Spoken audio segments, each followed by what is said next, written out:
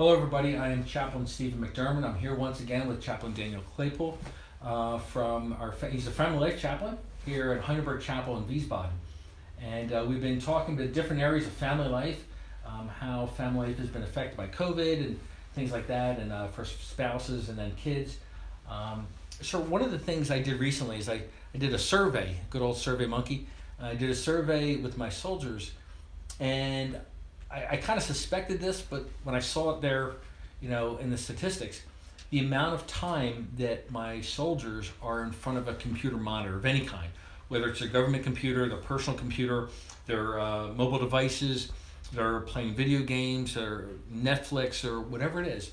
Some of them, I've been hearing results highs 10, 12, even 14. The ones I spoke to have said even 14 hours a day in front of a monitor. And I went to the optometrist here on the post and talked to her for a little bit about the effects of that. In light of that, one of the things I have seen also in talking to spouses is the amount of time our soldiers are spending in front of the TV playing computer games. And it really hit me. I was talking to one spouse, and she's like, he's gone like 8, 9 hours a day, and then he comes home and he's like 3 hours in front of playing Call of Duty or Medal of Honor, whatever. I know the video gaming is a big culture, big industry. From your foxhole, dealing with families and talking to families and doing counseling, is this just me? Am I screaming that the sky's falling, or do you think that we have a problem with video games? Is there something more to this, or what are your thoughts on video games? I think your hunch comes from your experience. You're probably older than most of these people that's doing this, so you have a frame of reference. Okay. And so, I thought about the dandelion that I'm trying to remove from my front yard, and all I can see is what's at the surface. So I can grab that thing, throw the little seeds away. I'm just planting more. I'm just planting more, by the way. But if I can get to the root of that dandelion, I'm not likely to have to deal with that dandelion again because I've got the root out. Now those seeds that I blew out, they're going to come up if they get planted. And so I think what is gotten planted and what is germinating with the symptom of excessive social media attention I believe, my hunch is, it has a whole lot to do with a lack of conflict resolution. How do I deal with what's going on inside of me? Well, I'm probably going to try to find, if I don't know how to deal with it, I'm going to try to do something in excess. Some people will use alcohol in excess, and they end up on the blotter. Some people will be sexually promiscuous, and they end up with some kind of venereal disease or something like that. And some may go to video games or eating or whatever it is and do it in excess because they don't quite know how to deal with the root of the issue. And so I think that comes early on in life. I believe that comes through rearing and teaching your kids how to address the problems. Absolutely. Because majority of the people that come in here and sit down, and there's been about 55 since this time last year, couples or families or individuals. What I'm finding from them is that there wasn't a lot of conflict resolution that was taught early on in life. The skills to, maybe quite often it was to escape. And so when you begin to see 4 or 5 hours, now don't get me wrong, I love playing golf on the PlayStation. I done that with my Father's Day gift that I got last Sunday, a week early. Now I love that. Yeah. But if I sit there for 4 hours, knowing that the kitchen needs to be swept or my wife needs to talk to me about an issue that happened while I was gone, then I could be avoiding that to try to appease my own mind and self-soothe from my own issues. Yeah. If that makes sense. Yeah, sure. And it's, maybe we have something we're dealing with, and the potential problem is that they could be turning to this instead of dealing with other issues. Now, that's not to say that everybody who plays computer games is doing that, but it just seems like it's something for each and every person to take a look at.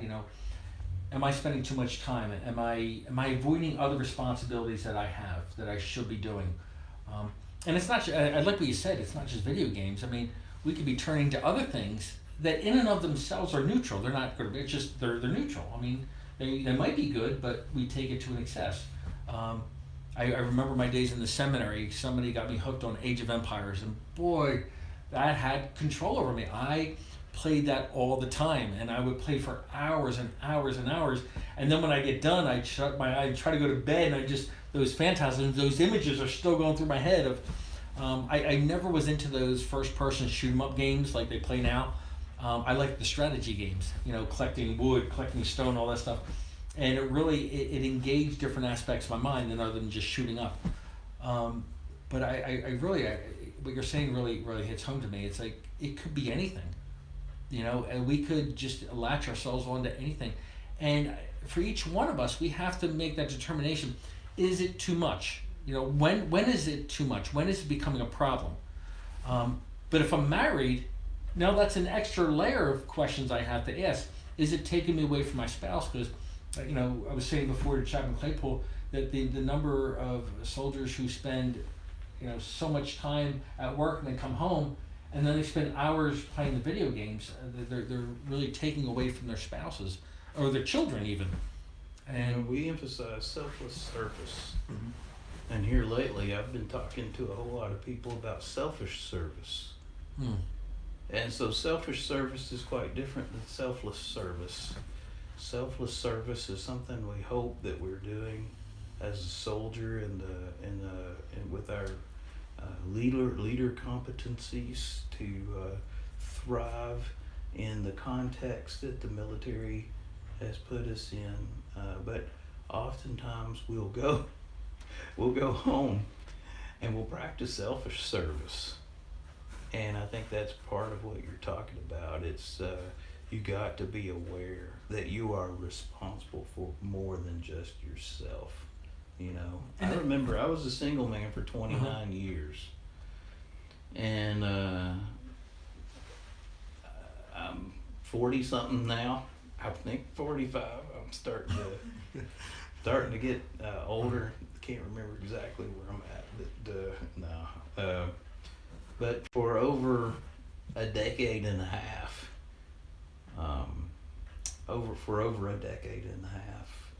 I've found that I must practice selfless service everywhere I go, not just at work, and understanding how that benefits me at home, brings healing to any kind of crisis that I might face. But how hard is that when I'm stressed out at work and I need to kind of decompress? I need that just to flush it out. And for some people, maybe it is the video game. Maybe it's just maybe the guy comes home and has a drink of something. How does a person who is at work giving, doing all this high speed, high driving, then goes home and has to do the same to their spouse and their children? I mean, that's got to be hard. You got to get your team involved, right?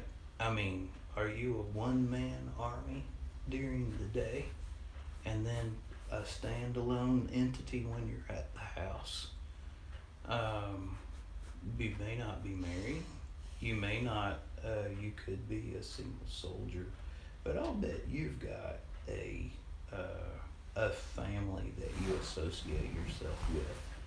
And so getting your team, whether they're blood kin or not, involved in your problem solving, that could be as simple as a run or biking down the Rhine or maybe you're enjoying a cool beverage together, and you're able to vocalize some of those challenges that you have.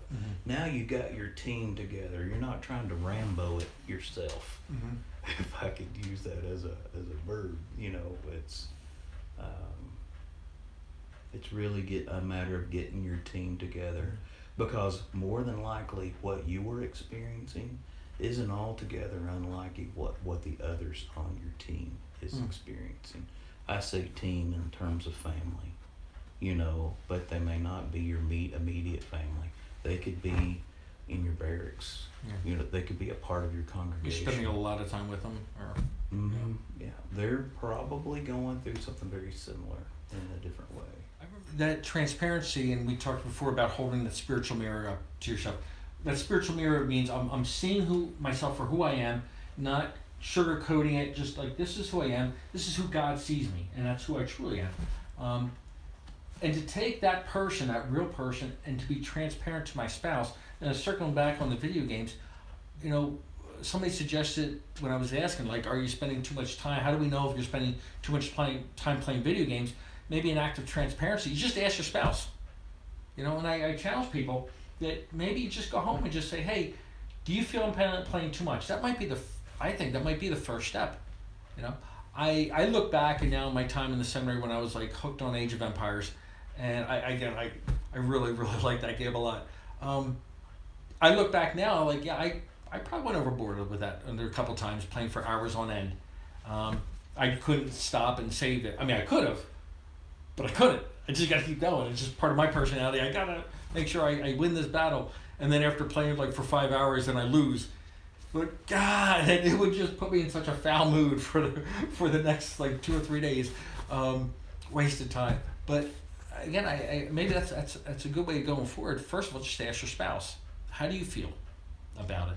Yeah, I think that's a good point. If you've been blessed enough to have a spouse, and they are a blessing enough to give you feedback, then yeah, they're going to tell you if your breath stinks.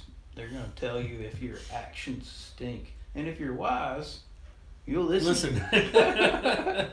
If you're not wise, well, the definition of an insane person is that they do the same thing over and over again, expecting different results. But if you can take that kind of critical feedback and not take it personally, but count it as an opportunity to learn from your mistakes, then quite likely you'll be able to improve and be a benefit to those around you. And if you're single, maybe a good litmus test is asking, am I neglecting my responsibilities? Am I bathing? Am I eating properly? One of the things that when I was growing up, Dungeons and Dragons was the game. And I remember, holy cow, just playing hours on end. And the one time, I'll never forget, it was in high school at the time, and we're playing over this kid's house, and I was like, I'm hungry. Yeah, I'm hungry too. It was like 10 hours had gone by. And we didn't realize it. The whole time we're just talking, maybe had little chips in there, and we've been playing for 10 hours. Holy cow. And time, you lose concept of time. You step out of reality. And I mean, I think fantasy is a wonderful gift. It encourages the brain, encourages the imagination, encourages creativity and things like that. And I like the game because of that. It encouraged creativity and how to solve problems and how to get past the enemies and stuff like that.